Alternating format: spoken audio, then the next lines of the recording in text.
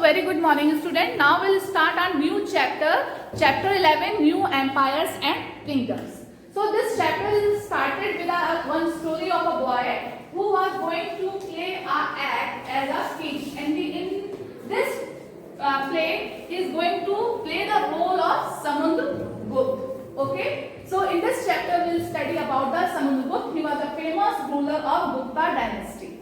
Now we are talking about which dynasty, students? Gupta's dynasty. Okay, Samundragupta was a very famous ruler of the Gupta's dynasty, and the Arvind is the boy who is going to play his role. So he came to know about the Samundragupta through the inscriptions which were inscribed on the Ashokan pillar at Allahabad. Okay, inscriptions. Do you know what is the meaning of inscriptions? Inscriptions पता है ना आपको? So that we came to know about the Samundragupta through the inscriptions which were inscribed on the Ashokan pillar that is on Allahabad. ठीक है? So by this inscription, what we came to know about it? This inscription was composed by a poet, Harish Anna. Okay, there is a one poet of the Samundragupta's court. It is poet Harish Anna. Okay, what is the name of the poet? Is Harish Anna. He composed a inscription for Samundragupta. Okay, and this inscription is in a very different form. It is as a form of kavya. It is a form of kavya. Do you know what is the meaning of kavya, students? Anybody can tell me the meaning of kavya here? In class 11, 10, 12, when we are going to study about the Hindi, there is Hindi subject that it is divided into two parts, that is Gad and Kavya. Kavya means poetry. So that Harish Anna composed the inscription in the form of poetry. Means to say, उसने किसके उसमें वो करा गया है? Means as a poetry उसके बारे में लिखा है. किसके बारे में? For Samundragupta. Okay, is that clear? यहाँ तक clear है आपको? है ना? So this inscription is of a special kind known as a prashasti, and this inscription is known as prashasti.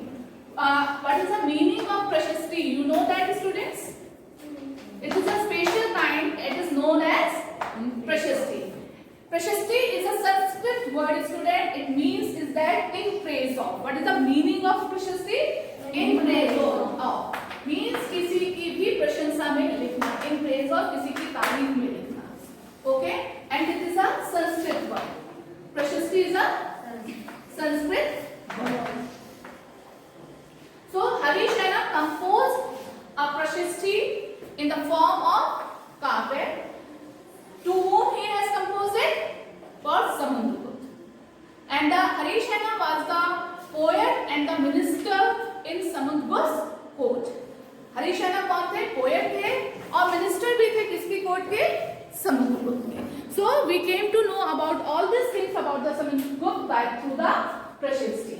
In last chapter we have already read some instructions that we have read about Gautamiputra Shri Satkarni. Yes, we have discussed about him in the last chapter. तो उनके बारे में हमें कैसे पता चला था? The inscription which were written by on behalf of her mother. ठीक है, उनकी mother थी ना गौतमी, उनके थ्रू अपने जो उनका son था गौतमीपुत्र श्री सतकर्णी के बारे में जो इंस्ट्रक्शंस लिखे गए थे, that through that we came to know about him. So in this way, for Samundragupta we came to know about Harish and for this prashastis written by Harish Anna. Okay, is that clear? So should we move forward? Continue on topic. Okay. Now Samundragupta's prashastis. देखो. Samundragupta, the poet praised the king in a glowing term. Definitely, if you are writing some prashastis, you can say in your English that is the appreciation. Or if you have got your appreciation letter when you got 100% attendance, so उसमें आपको appreciate किया जाता है. So in the same way, prashasti, and that poet just praising the king in a glowing term. In which glowing term? आप किसी की प्रशंसा में लिखोगे तो उसकी तारीफ लिखोगे ना आप लोग, प्रशंसा ही तो लिखोगे.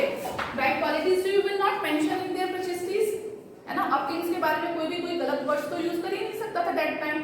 So that poet described the kings in a glowing term as a warrior. You can read in your book, students, as a warrior, or just tell me as a warrior, as a king who won victories in battle. Okay? Yes?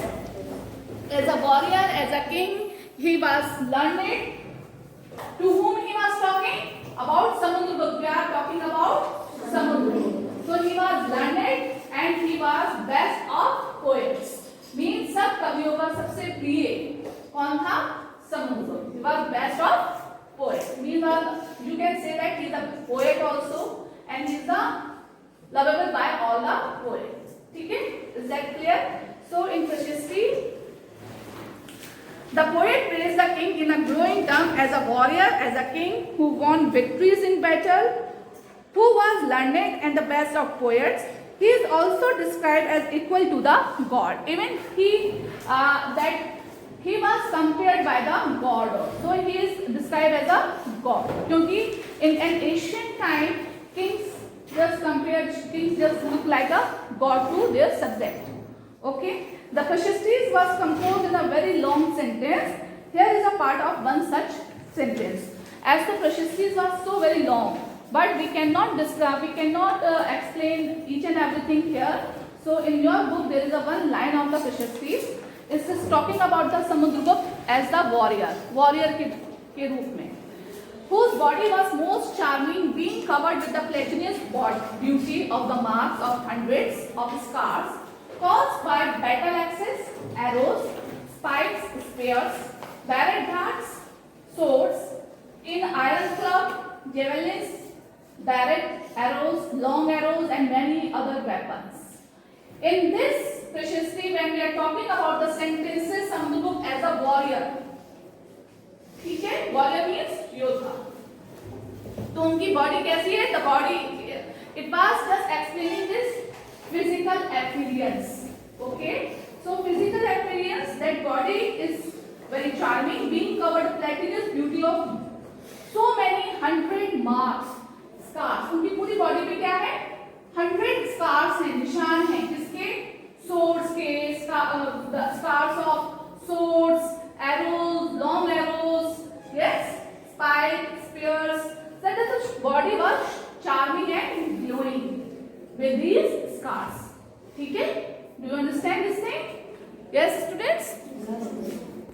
So students, now in your book you can see these two gold coins. You can see it here only. Okay, it is also your in book. These coins were issued in the time of Samudragupta. A figure which is shown in this coins. This is the figure of Samudragupta. Is showing the king Samudragupta. As you know that he is the best of poets also, and he was very fond of playing musical instrument. So in this point it is showing that the king was playing which musical instrument? Veena. Okay, all of you heard the name of Veena? Yes, it is a musical instrument which is played by the Samudragupta also. So in these 2 points, the figure that is shown here, it is Samudragupta sitting and he was playing a musical instrument Veena. Is that clear? So this picture is also clear to you? Clear hai ye picture, student? You can see it here also. Yeah? You can see in your book. You are also having your book, you can see it here. Yes? So which musical instrument that Samudragupta was playing over there? Veena. Okay. Now students, you can see that Harisena described 4 different types of rulers. Okay, in their Prashasti, Harisena describes 4 different kinds of rulers. Okay, and tell us about the Samudragupta's policies towards them. And what were the Samudragupta's policies towards them? It will also described by the Harisena in these Prashastis. Okay, here it is a map in your book in the 2nd page. So we can, while I will explain these policies, you can go through by this map. Simultaneously, we will just explain this map also. Okay, students. Now students, you can see that the question which I have given you as a homework, question number 3, describe the policies of Samudragupta towards the 4 rulers which is described by the Harish ऐना. हरीश ऐना के through जो rulers 4 rulers जो describe करे गए थे उनके लिए समुद्रगुप्त की policies क्या थी, we can now explain. So as I told you, there is a map also in your book here. Simultaneously we will study this map also while I am explaining these 4 points. Okay, in your answer you can write your answer in a short manner. Okay, so first policy is that the rulers of Aryabhat, the area shaded in green on the map, you can see the area which is shaded in a green in your map here. You can cut this line while you write this answer. Okay, while you write this answer in your notebook, you cut this line that the area shaded in green in your map. Is that clear? It is clear that what I want to make you understand. आप जब answer लिखेंगे तो ये line जो आपकी book में है, the area which is shaded in your map, वो कट कर दीजिएगा. Okay, so there are the rulers of Aryabhata. There were 9 rulers. How many rulers there are? 9 rulers who were uprooted. Okay, and their kingdoms were made a part of Samudragupta's empire. These are the 9 rulers of the Aryabhat. Those were uprooted from their kingdoms, and the kingdoms were merged in the Samudragupta empire. Okay, Samudragupta ने इन्हें इनकी kingdom से uproot कर दिया था. Okay, and that the kingdoms merged in his empire. So you can see this green part. There are 4 main cities, 4 main capitals are mentioned of these 9 rulers. Okay, this is Pragya, okay, Takshila, Kannauj, Patliputra and Nalanda. Okay, Malika, what do you want to ask? Just uprooted means किसी चीज को finish कर देना. Root means जानते हो what is the meaning of root in the dirt. Okay, अब जड़ से निकाल देना, ऊपर खत्म कर देना. Okay, so this is a treatment towards the Aryabhat. This is a treatment of the Samudragupta towards the Aryabhat rulers. The question 4 you can see here what are the difference of Samudragupta's treatment between the rulers of Aryabhat. So how was the treatment towards the Aryabhat? These were 9 rulers which were uprooted from their kingdoms, and the kingdoms were merged in Samudragupta's empire. Okay, the next point we can study here. The rulers of Dakshinpad. Here there were 12 rulers. How many rulers of Dakshinpad? 12 rulers. Some of whose capital are marked with the red dots on your map. You can see in your map, students, there are red dots over there. And the 9 capitals are mentioned for these 12 rulers. Can you see it here? Yes or no? Yes. So these are the 9 dots. Dots is showing the capital of these 12 rulers. Okay. Those were surrendering to the Samudragupta, and the Samudragupta allowed again to them for rule. Okay, see, they surrendered to the Samudragupta after being defeated. हार जाने के बाद उन्होंने क्या करा था? They surrendered towards the Samudragupta, and he then allowed them to rule again. So there is a difference between the treatment of Aryabhat and Dakshinpad rulers. Okay, for the Dakshinpad rulers, because they have surrendered to the Samudragupta, that's why Samudragupta allowed them to rule again on their kingdoms, but they followed the policies of Samudragupta. They followed the order of Samudragupta, but they ruled. They could rule on their kingdom. But the Aryabhat, these 9 rulers of the Aryabhat were uprooted from their kingdoms. They were not allowed to rule again on their kingdoms, and these kingdoms merged in the Samudragupta's empire. Clear? There is a difference between the treatment towards the Aryabhat and Dakshinpad. Now you can write. Yes, it is understood. If is there any query, you can ask it. No? So should we go up forward? The third point is that, students, you can see the inner circle of neighboring states. The inner circle of neighboring states, including Assam, okay, coastal Bengal, Nepal, and a number of Gan and Sung in the northwest marked in the purple on the map. Purple, you can see it is a pink color in your map. Okay. Okay. This is a pink color in your map. You can see here from the northwest part. It is a northwest part and east part. In east is a coastal Bengal, Assam, Nepal. Okay. Yes. And here it is a northwest part. So many guns and some. Okay. They brought tributes and followed the orders and attended his court. Tributes, all you know what's the meaning of tributes? Gifts. Okay. All these guns and songs of the northwest part and the coastal Bengal, Assam and Nepal, they brought tributes for the Samudra and they followed the orders and they attended the court of Samudra. Okay. This is the third policy. Fourth one we will talk about the rulers of outlying area marked in blue on the map.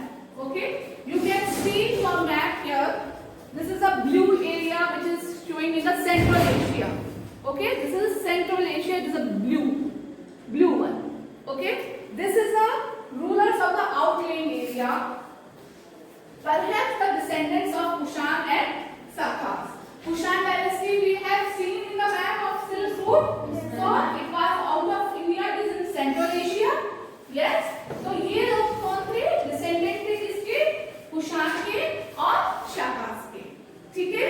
And the ruler of Sri Lanka who submitted to him and offered daughters in marriage. Okay? Even the rulers of Sri Lanka also submitted to him and they offered their daughters to marriage the Samudra.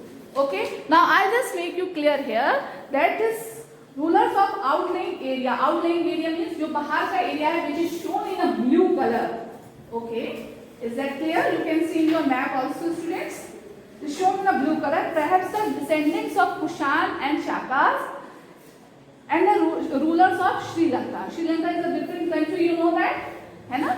So who submitted him? उन्होंने भी surrender कर दिया था to the Samudra and they offered their daughters in as a marriage because they wanted to maintain a good relation to Samudra. They did not want to keep Samudra just merge their kingdoms or kingdoms in his empire. So he wanted to maintain a good business relationship or a good relation with the Samudra. That's why he offered their daughters to marry with Samudras or in his family. Okay, is that clear here? So student, there are 4 questions in your homework that you have to do. That the first question is that what is the meaning of Dakshinpan? What is the meaning of Prashasti? This we have discussed in this chapter. Describe the policies of Samudragupta towards the 4 rulers. This is clear to you all? And what was the difference of Samudragupta's treatment between the rulers of Aryavat and Dakshinpan? Is that clear to you all? Yes, ma'am. So you have to solve this question in your notebook from your books. Okay? Have a nice day. Take care, students.